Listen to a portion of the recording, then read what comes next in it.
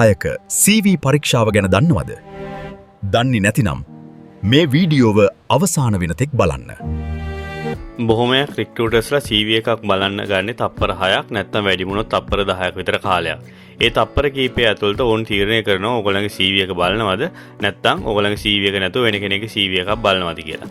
තප්පර 6ක් කියන්නේ ඊටාම කෙටි කාලයක්. ඒ නිසා මේ තප්පර කීපය ඇතුළත ඔයාගේ CV එක බලන එක්කෙනාගේ සම්පූර්ණ අවධානය ගන්න එක අත්‍යවශ්‍යයි. ඔයාගේ CV එක පැහැදිලි වෙන්න ඕනේ, කියවන්න ලේසි වෙන්න ඕනේ සහ ඉන්න රටට ගැලපෙන ෆෝමැට් එකකට ලියලා තියෙන එක ඊටාම වැදගත්. කරුණාකර දිගු පරිච්ඡේද ලියන්න එපා. CV එක කියන්නේ ඔයගොල්ලන්ගේ ජීවිත කතාව නෙවෙයි. පුළුවන් තරම් කියවන්න පහසු වෙන විදියට ලියන්න. ඊටාම වැදගත් දෙයක් තමයි පළමු පිටුව සහ ඒකෙත් උඩ කොටස ලියන විදිය. පළමු පිටුව හොඳ නැත්නම් ගොඩක් වෙලාවට අනිත් පිටු බලන්නේ නැති තරම්. මේ පින්තූරේ මම ඕස්ට්‍රේලියාවට ගැලපෙන CV ෆෝමැට් එකක් පෙන්නලා තියෙනවා. මේකේ අංක 1 බලන්න. ඊටාම සරලයි. මුල නම සහ වාසගම පමණයි මම පාවිච්චි කරලා තියෙන්නේ.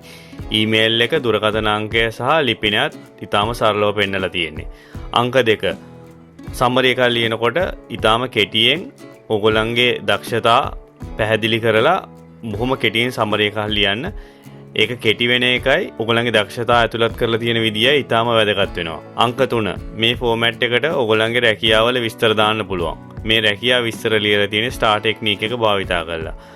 ඊට අමතරව ඔයගොල්ලන්ට බලා ගන්න පුළුවන් මම achievements වලට වෙනම කෑල්ලක් වෙන් කරලා තියෙනවා. achievements උත් පුළුවන් තරම් quantitative achievements විදියට ලියන්න. මම මේ ස්ටාර් ටෙක්නික් එක සහ quantitative achievements ගැන වෙනම වීඩියෝ වලින් කතා කරලා තියෙනවා. ඒ වීඩියෝ බැලුවේ නැත්නම් ඒ වීඩියෝ බලන්න මම කමෙන්ට් එකේ ඒ වීඩියෝ වල links දාන්නම්.